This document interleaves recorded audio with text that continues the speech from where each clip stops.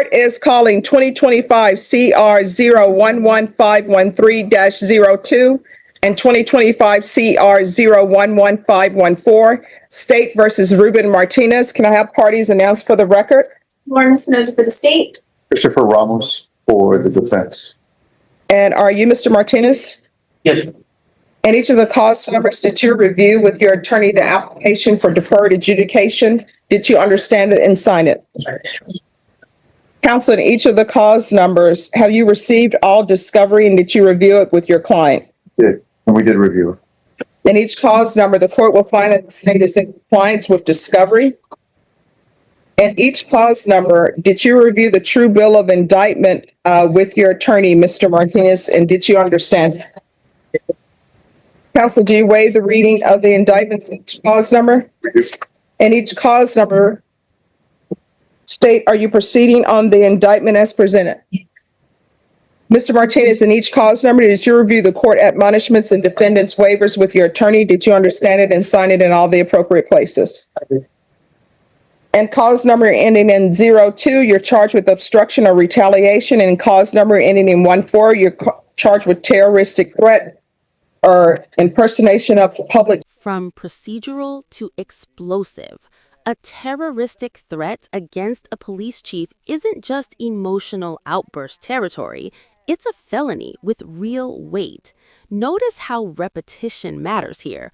Multiple calls, escalating language, documented transcripts. Prosecutors love patterns, and this one is loud and clear.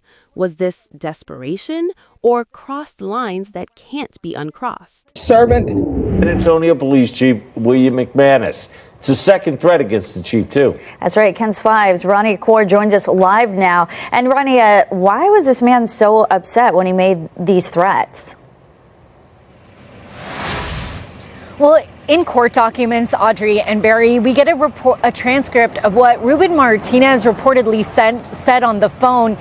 According to that transcript, the threats centered around Martinez claiming that his son was in danger. Those calls came in on June 19th, saying he called multiple times to report his son is in danger, and no one has done anything to help him, saying that if no one helps him, quote, I'm going to walk down and kill you, every single person in the call center. Once he was transferred to the supervisor in court documents, Martinez allegedly continued to berate the supervisor, but it wasn't until the third call to 911 where he angrily told dispatch, quote, I'm going to kill the chief of police.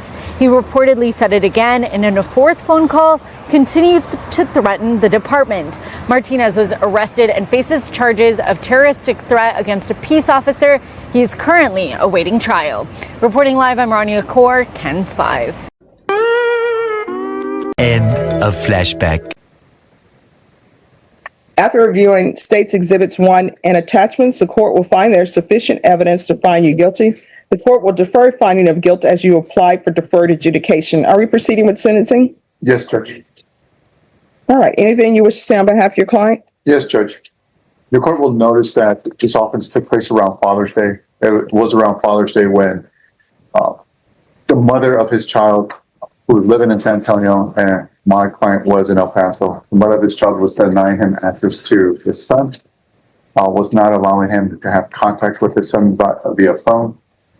He, in an extreme moment of frustration, he called the non-emergency SCPD number and made a series of inappropriate, criminal, and hostile remarks on recording on 911.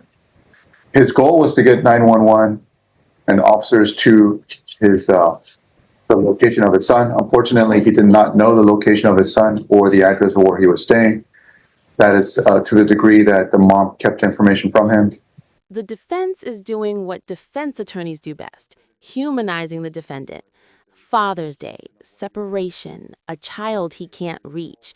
Emotionally, it hits hard.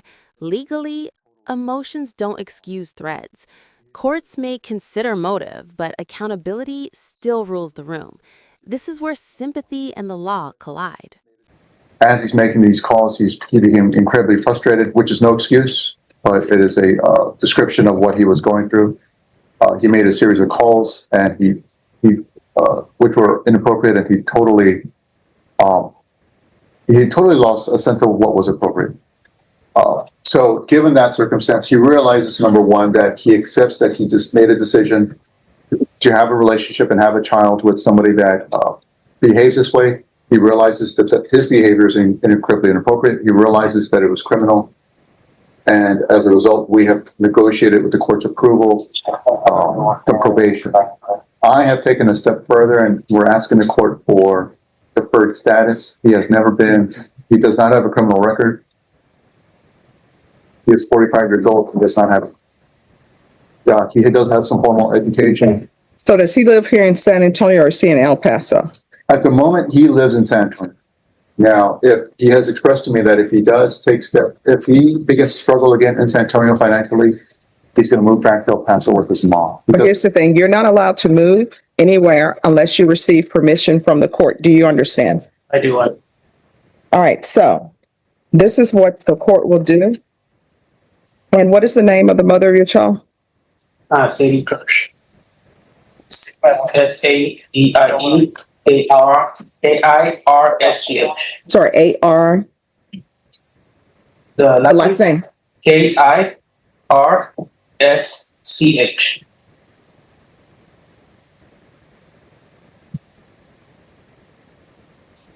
Oh. This is what the court is going to do. Court is going to sentence you to 8 years deferred adjudication in cause number 2025 CR 011513-02. There's a $1,200 fine that will be probated. This will run concurrent with 2025 CR 011514. Taking consideration 2025 CC 013418. There's to be 120 hours of community service restitution. 100 of those hours we deem satisfied upon completion of anger management. The remaining 20 hours will be deemed satisfied upon completion of parenting. There's to be a MIC evaluation in custody. There's to be no contact with Sadie Kirsch except through the parental portal. 8 years deferred adjudication, fines probated, anger management, parenting classes, strict no contact rules. This is structured mercy. The court isn't ignoring the danger, it's controlling it. Every condition here is designed to reduce risk and test responsibility. One violation and deferred turns into convicted. This is probation with teeth. Proof of employment within 45 days of a release. No employment as a home health care provider or with minors. Field visits 1 time per month until further notice. Probation, is there anything? Just one, sorry. There's to be regular reporting by Zoom or in person and regular random UAs. Probation, is there anything else? Okay. Is there anything else you need from the court in regards to that cause number? No, a question, Your Honor. Me and my wife are already using a parental app since we're going through. Well, that's what I'm saying. You'll have to contact, you're only allowed to contact her through a parental app. If you all are in court for civil hearings, of course, you can proceed with that. All right. And cause number 2025 CR 011514.